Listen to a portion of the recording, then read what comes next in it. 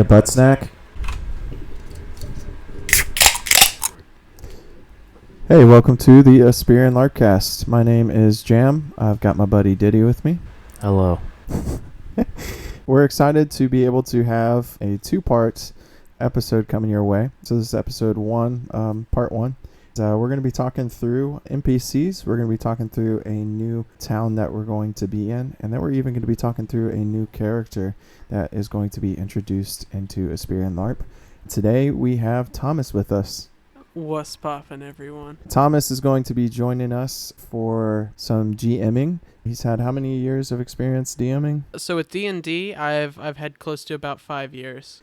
So he's been telling a lot of stories, knows a lot of the game mechanics of Dungeons and Dragons, and so he's bringing his knowledge into our LARP. So far we've been working on a plot for 2 parties over a weekend's time, and pretty excited to be able to get into what Thomas and Ethan and I have been working on.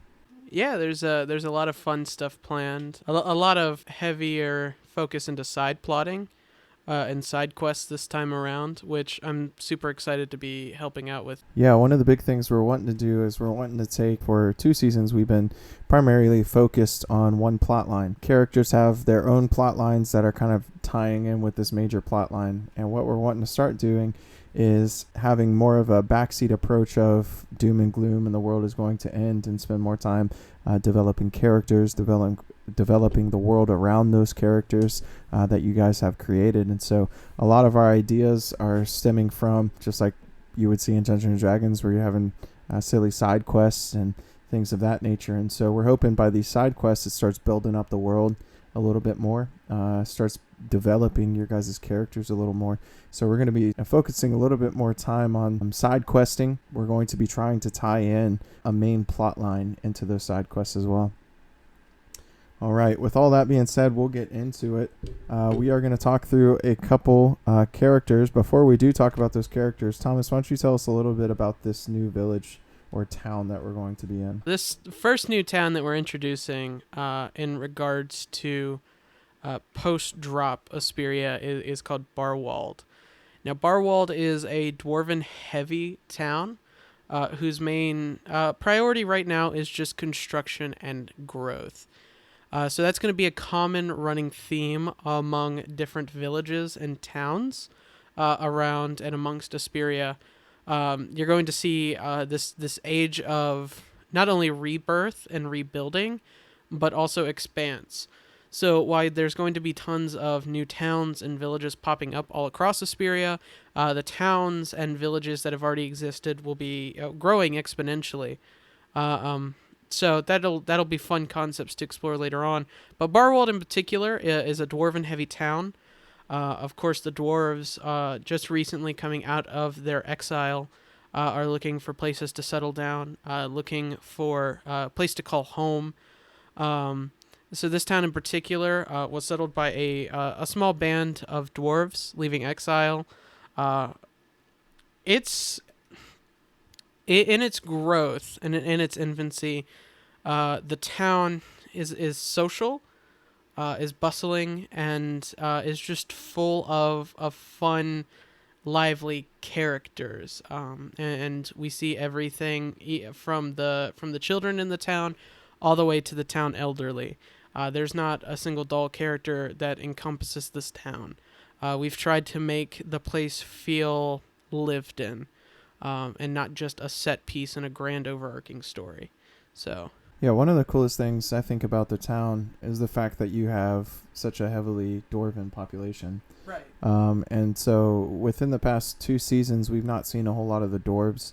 We've kind of just started introducing the idea of dwarves, or at least the playable race of dwarves. So you only have one dwarf right now. That's Elliot Apollos. Arn Urso was half dwarf. What's cool about this town is the fact that when you're getting into this town, it's very similar to like the Book of Hosea, where throughout the Book of Hosea, the people of God, Israel, are being rebuked by God and told, you are not true Israel. What God is doing in that book is calling his people back to himself. We're going to be playing out a little bit of a dwarven prophecy this coming weekend. And within that dwarven prophecy, the dwarves who are true to the Lord of Light, they have left the deserted lands. And they believe that Queen Skinnifer, their doom bringer, is actually bringing in a age of revival. Thank you. I keep wanting to say regeneration, but it's an age of revival. The second portion of this Dwarven prophecy is after the death of two kings, a queen will reign, and that queen will bring in a age of revival. And so those who are true to the Lord of Light, those dwarves are now loyal to Queen Jennifer Skinnifer, and they're going to do whatever they can to help the new valley succeed. And so you've got this town set up in the new valley, and this town is trying to help to revitalize New Valley and the culture and the people of Asperia, and help the queen in any way they can. So in that vein, the town has a mayor, and the mayor's name is Narvi Doom. He is a dwarf. He's a architectural type, and so he has actually helped to build the very gates that guard the castle of Midgar, which is the castle in the Deserted Lands, the Dwarven castle. He helped to build these gates and these doors. You have to have ancient Dwarven runes or ancient Dwarven words in order to get into them. And now he's bringing this knowledge that he has to this town, and he's trying to help revitalize this town, build this up from the ground, and care for his town people. Did you want to talk a little bit about Narvi as a character? So Narvi as a character, is it Narvi or Navir? Narvir. So the character as he's written is a very elegant, well-spoken gentleman, with not a whole lot being known about the dwarves as far as Asperia is concerned. One of the main things that we want to focus on is how the world is going to focus and receive the dwarves from their exile. So having characters like Narvi appear and show this much more elegant, reserved type of dwarf probably will help with the image of the dwarves to the rest of Asperia. But the character himself is interesting. As Jim was getting into, there's a lot of background in architecture. Him even helping out with some pretty important structures in the Deserted Lands for the dwarves. So with him coming onto the scene, say as far as dwarven years are concerned, recently elected as the mayor of Barwald, appointed there to help with its construction. Yeah, and this is a dwarf that actually, when the first Doombringer Lucius was gathering armies together, this is a dwarf that would have fought alongside Lucius. He would have been against the exile of the dwarves to the Deserted Lands. He would have wanted to fight alongside Lucius. Now, of course, when Lucius kills his family and causes discord within the united peoples to fight against the dead, he does join with the rest of the dwarves and builds the stronghold. Midgard Castle is built up in the Deserted Lands to keep out the dead. The dwarves are worried about the dead as a punishment from the Lord of Light for their sin in creating the elves and so on and so forth. Navir would have actually wanted to stand and fight with the army of the living, but he ends up going to the Deserted Lands, and he's been in the Deserted Lands ever since. This is a man who probably would have had some interaction as well with Elliot Apollos. Elliot having originally been from the Deserted Lands, Elliot probably would have learned a lot of architectural and crafting and those kind of things, those trades from Navir. He is one of the key figures in building Midgard Castle. He's one of the key figures in alchemy and things like that within the Dwarven Lands, or Deserted Lands rather. So, and we hope to expand on him here and make him an important figure for the entirety of Asperia going forward. For sure, yeah. He would have had some relation with Dominic the Watkins, which is the first of the Watkin bloodline. So he's got a long history. He has many tie-ins, but this is a gentle, elegant man that we're going to see played out within this next weekend we're playing. I think we could probably talk about the Grafton family here. Specifically, the character that we'll be encountering for this particular session will be Bridget Grafton, a younger, timid dwarf shopkeeper who recently came into possession of her shop from her recently deceased grandmother. So her grandmother would have been one of the dwarves that were gone into exile along with Narvi. Been close to the dwarves in exile, of course, supplying them with different shopkeeping necessities, keeping some sort of dwarven economy going. Unfortunately, recently deceased.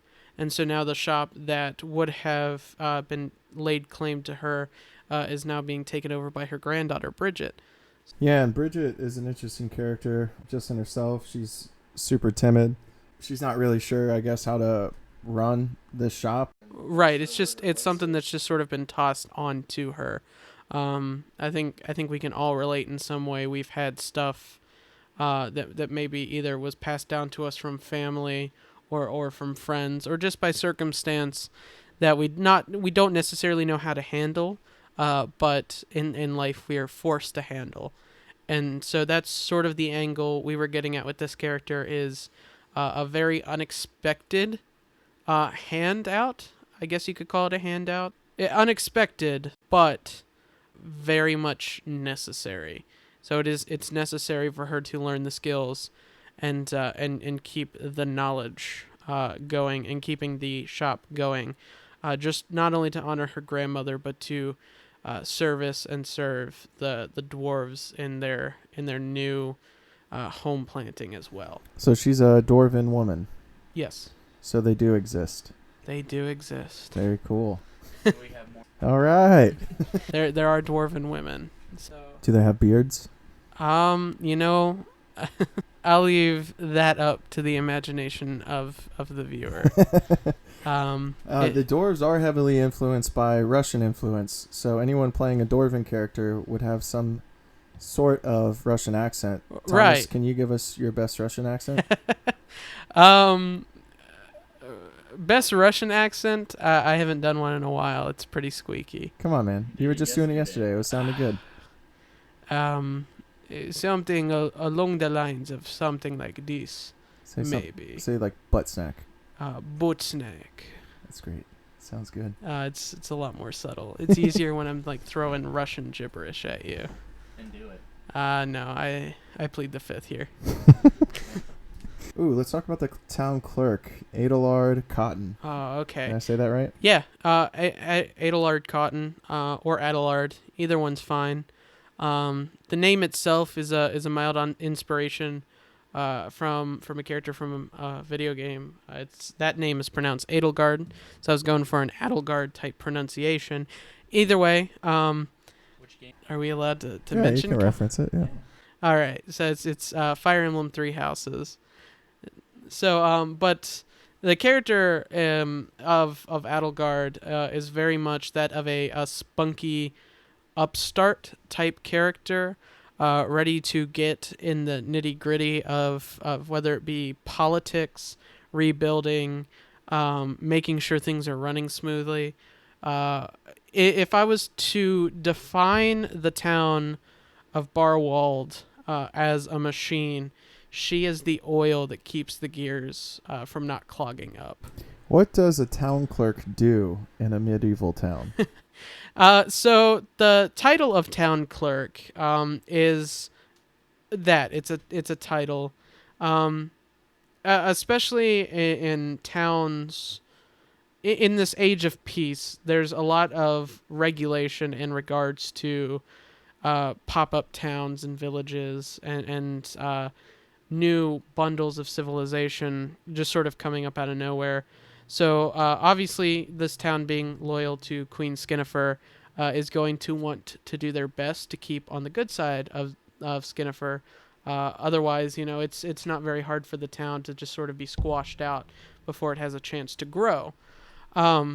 So there's a lot of regulatory, making sure there's trade coming in and out. They are, keeping guard when high-profile figures are coming through. Stuff like that. And then on top of that, there's a lot of logistics into building a town. So making sure that they have adequate supplies coming from the crown, making sure they're paying their bills and taxes to the crown. They need somebody to keep track of all that. And while she doesn't run the town figureheadedly, like a mayor would, she runs the town behind the scenes. The way I sort of think of it is a lot like British Parliament. There is a governmental body behind the crown. The crown is the face. They can make some executive decisions, but ultimately the Parliament is the one that keeps everything running. Gotcha. All right, so tell us a little bit about her. So Adelard coming out of exile with the dwarves. So she's Dwarven. She is Dwarven. Our Yeah. So second everyone Dwarven in this woman. town is Dwarven, with two exceptions. So she's a Dwarven lass, coming out of exile, and helping build this town.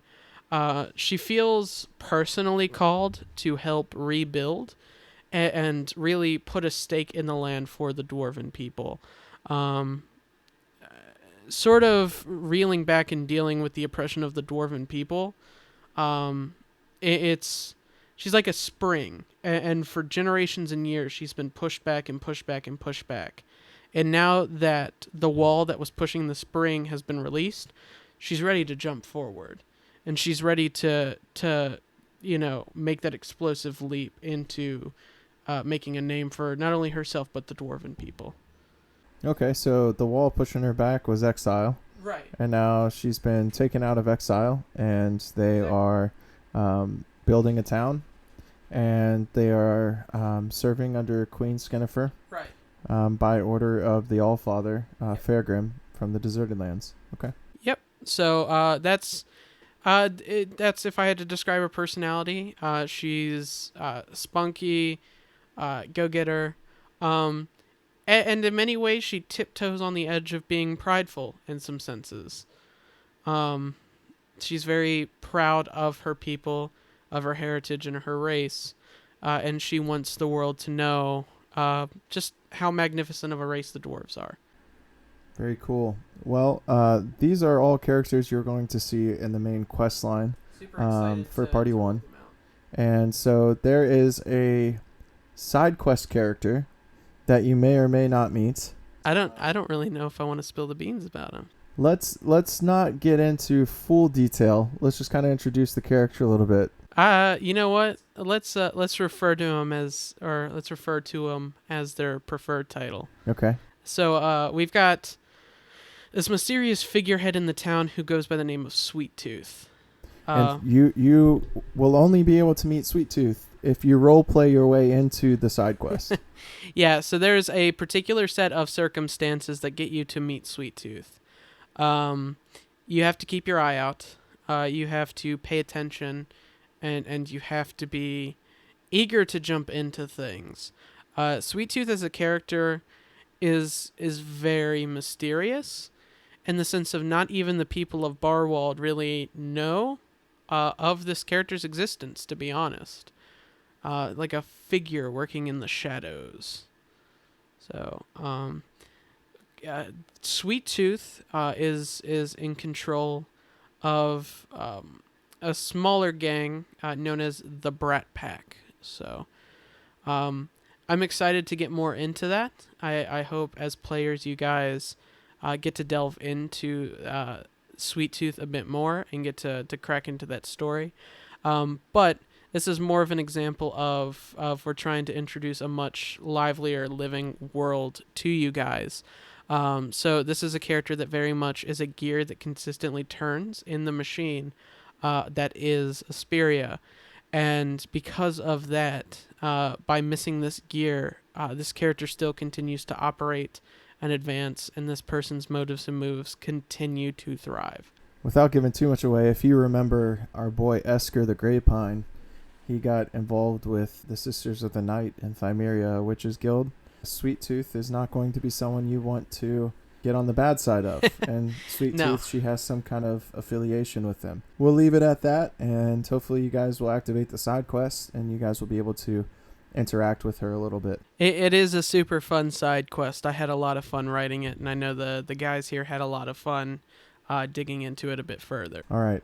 We're going to get into your character, and then we'll wrap up this episode. Yeah. So, brand new character Thomas is planning on playing. He's playing a cleric.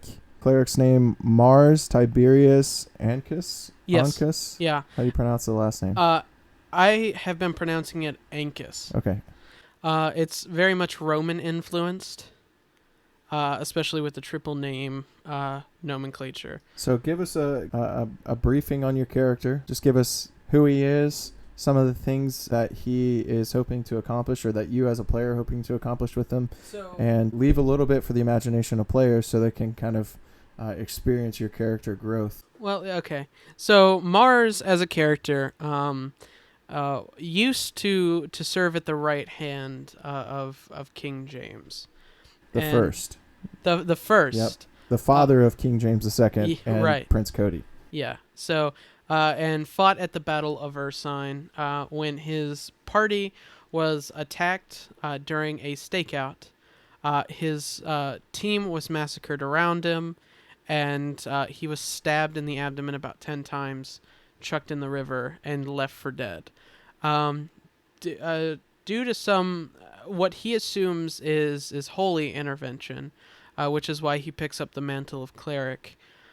He survives and finds himself in a dwarven encampment in the deserted lands. And there he is nursed back to health, sees the state that the dwarves are in, and instead of going back to his very knightly warmongering type ways, sticks there with the dwarven people, continues to speak highly of and serve the Lord of Light whilst helping the dwarves in exile. When the dwarves go to leave exile, he, of course, is one of the first people to jump on board in helping them rebuild. And so we find Sir Mars, at Barwald, being one of the central figureheads there, helping rebuild local dwarven populations. Very cool. So what are some of his motivations? He's come back out of exile with the dwarves. What's he interested in doing as a result of that? So primarily, his main interest and primary interest will always be serving the Lord of Light. That is his one goal in life. Right now, he feels personally compelled and called to help the dwarven people rebuild, and put their new stake in the land of Aspiria, in places that they've yet to actually touch down or be a part of before. So Mars sounds almost as if he's an honorary dwarf. He is an honorary dwarf. Does he have a beard? He does have a gray beard speckled with some black. So you got a beard prop? I'll figure that one out. Okay, cool. If you don't see Thomas wearing a beard prop, then just assume he's not playing Mars. Treat it like St. Patrick's Day and just pinch him. Yeah, pinch him if he doesn't have a beard prop. That's how we can tell who actually would listen to this. Well, cool. Excited to get to see you play out Mars. Oh yeah, I am excited to get to play him. He's a character I've been thinking about and planning for a couple months at this point. He was going to get introduced a little earlier. However, due to some scheduling conflicts, I was not able to jump in earlier than currently anticipated. Yeah. So. Well, Ethan, you think we should talk about the villain or the enemies that they're going to encounter in this party? Even just a general overview of the villain. You don't have to give away too much information. We probably could, but I don't really know what to hit at this point without giving away too much. Well, Ethan had the idea for these guys. We've been calling them the Blight, or the formal name was... What was the formal name? Skia? Skia. Why don't you tell us what Skia means? So, Skia is the Greek word for shadows. Okay. And darkness. I think it's just shadows. So we've been kind of thinking through these enemies as if they were a representation for sin. And so you're going to see these enemies popping up, and you're going to see NPCs acting in certain ways, where when they pop up, these enemies are revealing the darkest part, or rather the part of an individual that typically an individual seals down. And so, for example, we're sinners, deserving of wrath, and yet we have been given grace. And even in the midst of grace, we're constantly fighting down our sin nature. It's that Romans 7 dilemma. And so these enemies are supposed to be representing what that looks like, except for they are revealing it in such a high and intensified way that we might not normally see. And so you're going to see NPCs acting out of character of what we've just described, some of these characters being. And some of your characters, as you guys are playing, might end up having to act different ways depending on GM calling and depending on if you as a party are able to overcome some of the obstacles that are coming your guys' way. Also, just know there's some force that's actually summoning these shadow creatures, and this force is kind of the embodiment of sin itself, and so we won't get too much into that. We don't want to reveal too much with that, but he's got a pretty cool backstory. We're hoping he can be reoccurring and just an obvious representation of what life in a fallen world looks like. I think you hit the nail on the head, and he's also like built in a way to kind of keep him alive and keep him recurring as long as he's played in that fashion.